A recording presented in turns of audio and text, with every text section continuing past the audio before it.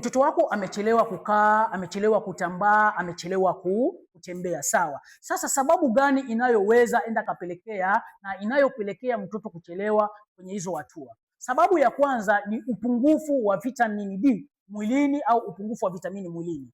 Sababu ya pili ni upungufu yani udhaifu mkubwa wa misuli, sawa, na mtoto kupatwa na tatizo kwenye mfumo wake wa neva. Hivi ni vitu ambavyo vinaweza enda kapelekea mtoto kuchelewa kwenye hizo hatua. Na pia sababu nyingine ni mtoto kuwa na historia ya kuzaliwa njiti, yani mtoto aliyezaliwa kabla ya muda. Hivi ni vitu ambavyo vinaweza enda kapelekea mtoto kufanya nini, kuchelewa kwenye hizo hatua tatu. Sasa angalia kwenye hivi vitu, mtoto wako je, alizaliwa kabla ya muda? Je, mtoto wako aliwahi kulia pindi ulimzaa? Au je, mtoto wako ukiangalia historia yake alichelewa kukaza shingo? Sasa hivi ni vitu ambavyo vinaweza enda kapelekea yeye kuchelewa kwenye hizo hatua. Na hakikisha kabisa kama mtoto wako ana hizo changamoto, chukua namba yangu kwenye bio kwa ushauri na matibabu, kwa sababu ninakuwa ninawasaidia watoto wenye kuwa na hiyo changamoto, mtoto ambaye ana changamoto ya degedege, mtoto ambaye ana changamoto ya kuchelewa kukaza shingo, mtoto ambaye ana changamoto ya kuchelewa kutambaa, kutembea na pia